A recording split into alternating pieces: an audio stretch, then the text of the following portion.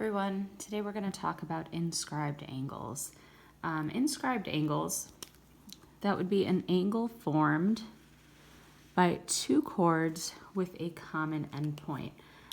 So I like to look at it as over here, the vertex of the circle, the vertex of the angle is on the circle.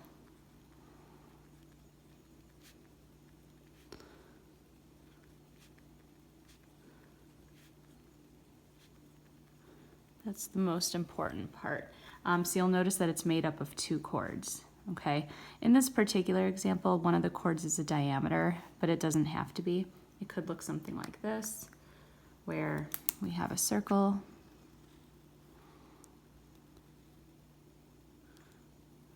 okay, and then I've got vertex somewhere, and there's my inscribed angle. Okay, so we're talking about this angle right here, okay?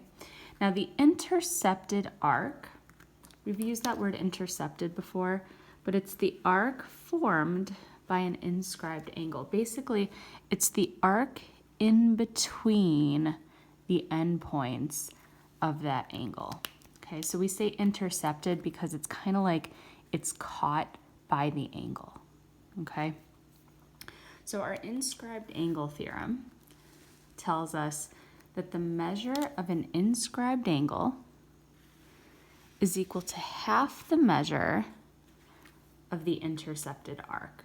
Okay, so for example, in this picture over here, I'm going to throw some numbers in there. Let's say this arc measure is, 100 degrees. Okay, that means, let's call that x inside. X would have to be 50 degrees. The inscribed angle is always half the measure of the intercepted arc, okay? So looking at a couple examples down below. So if RT is 48, the measure of angle S, the one inside over here, would have to be, because this is an inscribed angle, it's half the arc. So the measure of angle S is equal to half of 48, which we know is going to be 24 degrees. And that would be our answer. Okay. Now sometimes you're going to have diagrams where some angles are overlapping with each other. So I like to look at each part individually. If I'm looking for angle A, you can kind of notice here, I'll use pencil to mark the arc. Well, the endpoints of the arc are P and T. That means the inscribed angle is going to be this one, okay? Because you'll notice that PT is the angle that creates this arc, okay? So we know that the inscribed angle equals half the intercepted arc. Now in this particular case, I know the inscribed angle is 60. So that's equal to 1/2 A. Okay, multiply both sides by 2 to get A by itself. That means our A value must be 120. Now, could you do that work in your head? Absolutely. I wouldn't really require work for that if you can just jump and say, all right, this one's 60, so the arc has to be double the size. Okay, so I know that arc A, let's draw this in the diagram, is 120 degrees. Okay, now we want to find angle B. Now that's an inscribed angle. So really, if you're looking at, I'll use a different color here, we'll use my highlighter. This is the angle that we're looking for, angle B. And the inscribed angle, angle B, is intercepting, let's go back to the pencil, it's intercepting this whole arc that starts at P and ends at S. So the total size of this arc is the sum of these two, so it would be 150 in this case. So that tells me that angle B has to be half of 150, which is 75 degrees. So when you have an overlapping picture like this, using different colored pens, pencils, highlighters would be really helpful because it kind of helps you visualize where exactly you're looking. Okay. Our last example on this page says, using the circle in example 2, so right here, find the measure of PQR. Let's see what we're looking at here. PQR. Oh, I see. There we go. If RS is 60 degrees, so I'm going to add the 60-degree angle, or 60-degree arc over here. Okay. If it helps, you can redraw the diagram. Maybe I'll do that. So I'm going to redraw this picture. Okay. Here's P.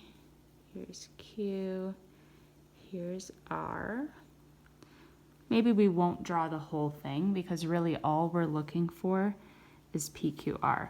Now you're going to notice that the arc that goes around this way, starting at P, going through T and S, here's T and S, and all the way to R, we've got 120 plus 30 plus 60, and that gives us a 210-degree arc. And we're talking this whole big arc going around this way. Okay, so the inscribed angle is going to be half the intercepted arc. So measure of angle PQR is going to be half of 210. Okay, so that's going to give us 105 degrees. Okay. All right, let's go ahead and flip to the next page. Okay, so there are two problems here. I'm going to have you guys give this a try. Just a reminder on what this word semicircle means.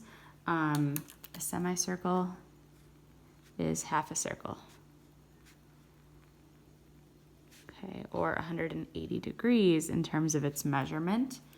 Okay, so I've got example 4, example 5, and I'll have you guys try example 6 as well. It's got some overlapping items there.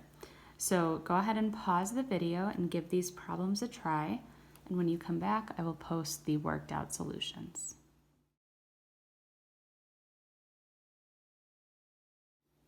Okay, so if we look at example 4, we see, and I kind of extended these out just so it's easier for you guys to see the intercepted arc. Okay, so if I know that we have 180 degrees over here, the angle that's catching the arc is angle RST, so that's this one over here. So half of 180 makes this a 90-degree angle. Okay, and this is always going to happen. An inscribed angle that intercepts a diameter or a semicircle. Okay, because really it's going to be both of the same things. It intercepts the diameter and the semicircle, is equal to 90 degrees. It's always going to be a right angle. Okay. In example number 5, I started it, but I decided to work through it with you guys. So I first, if you want to ignore the pink, I first said that, okay, angle, oh, and actually I marked it incorrectly. Well, that's a mistake. Okay, so I am going to redraw this diagram real quick. You know what, how can I do this? Let's just erase some of this stuff. That should be fine. Okay, so we know that angle ABC, angle ABC is 184 degrees. Okay, so that is my inscribed angle. And notice that it's intercepting this arc over here, okay? And I can make a decision about that arc if I need to. Why don't we just mark up the picture? Maybe we'll use it, maybe we won't. So I'm going to multiply this by 2, and I have a 360. Something's wrong here. I think the information given in this problem was incorrect. This should have been an arc, B, C, D. You know what, since the information on this problem, the initial problem was incorrect, these can't be true. So I will skip over this one for now. I will fix the notation, and in the scanned copy of the notes, I will post the corrected version. Okay, it should be pretty easy to walk through once you have correct values to work with. Okay, so let's just skip over this one for now. Let's jump to example 6. And we were given the measure of arc, RST, that's the yellow highlighter, was 164.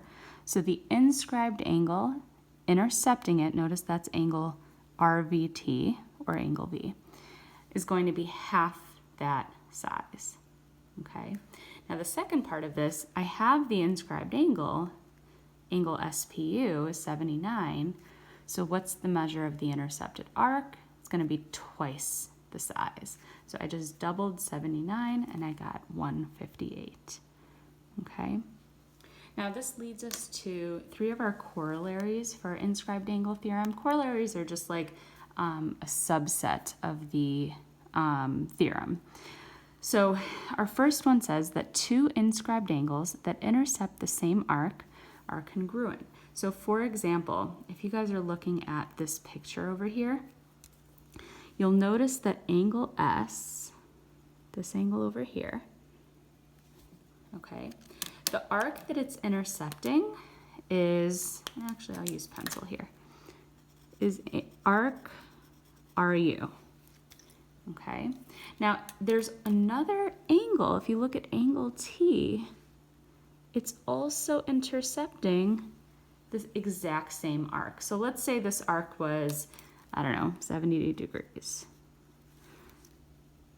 Then angle S and angle T would both have to be exactly the same. They would both have to be 35 degrees.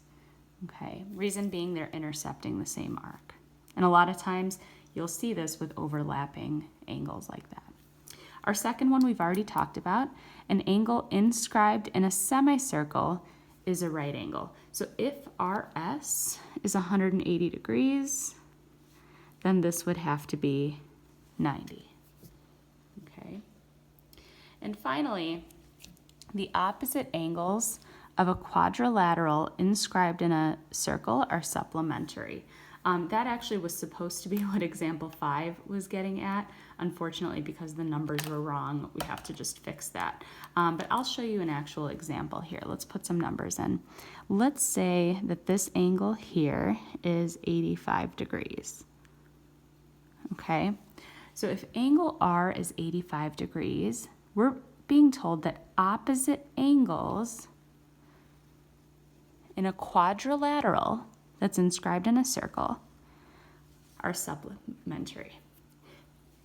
So supplementary means they add up to 180. So I know that 85 plus angle T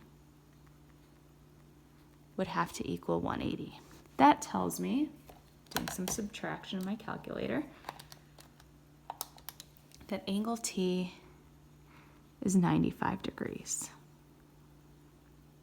And that is always going to be the case that they add up to 180. So let's say, for example, this one here is, let's call it 110 degrees. Looks kind of like a wide angle. Well, angle U and angle S would also have to be supplementary. So that would mean this is 70. Okay, that is always going to be the case. All right, let's jump to the next page. And now we're going to talk about angles formed by a tangent. Notice the tangent is outside the circle, and a chord. So an angle formed by a tangent and a chord is also an inscribed angle. Our rule is actually not going to change. And the reason for that is because the angle is still on the circle. So we're going to have the exact same rule. So this angle is going to be half the measure of the intercepted arc. So let's say that this intercepted arc is, I don't know, 120 degrees. Okay, and actually that's marked on here. So the measure of angle ABC would have to be 60. Okay, so let's do another example together. Given we have a tangent at point C, and the measure of arc AC is 88. That's this arc right here. Okay, what would be the measure of angle ACB? So what we're looking for right now is, it's kind of a small little section here, that inscribed angle. So the measure of angle ACB is half the intercepted arc. So that gives me 44 degrees. And there we go. In our next example, actually, why don't I give you guys a few minutes? I think numbers 8 and 9, you should be able to put most of it together. So go ahead and give it a try. Go ahead and pause the video right here and try 8 and 9.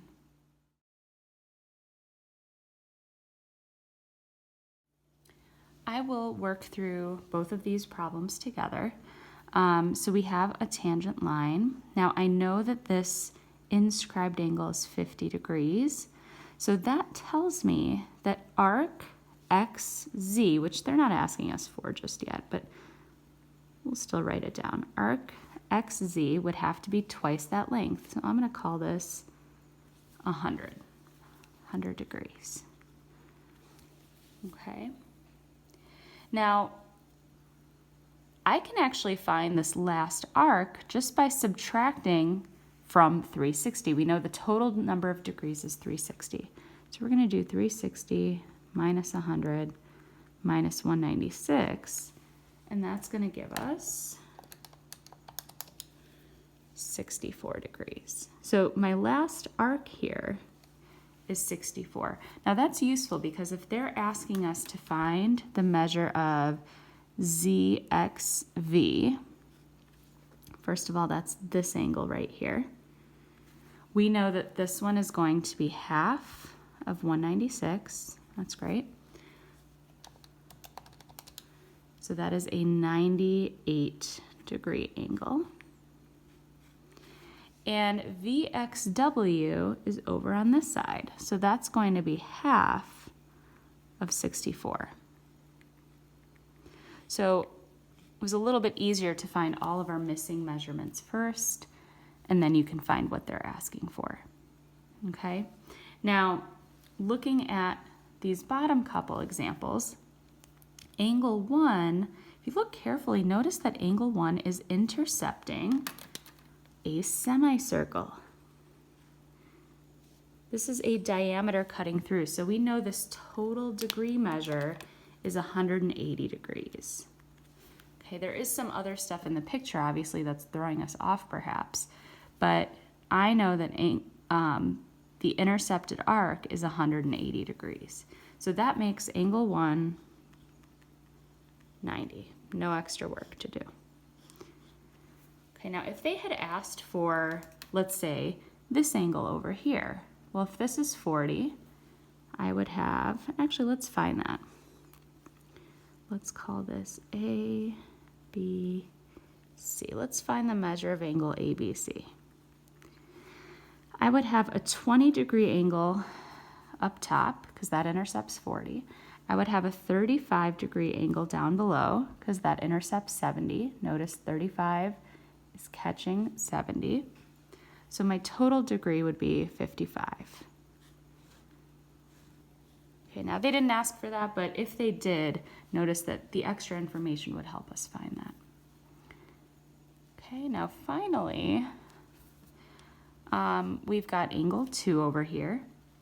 And so if we're looking for angle 2, I need its intercepted arc. Now that's missing right now, but you'll notice that the 38 degrees is intercepting the same arc. So that tells us that the intercepted arc is twice as big. So we have 38 times 2, which is 76. Well, if this is 76 degrees, well then angle 2 would have to be half of 76 degrees. So the measure of angle 2 would also be 38. Now this comes from our previous theorem that said if two angles intercept the same arc, then they're congruent. Okay. Now the last page has a couple additional problems on there. You guys can try both of these and they will be posted in the scanned copy of the notes. So go ahead and give these a try and check your answers when you're done. All right, that's all I have for today. Homework is due Thursday night by midnight. If you guys have any questions, feel free to call in during office hours. Thanks, have a great day.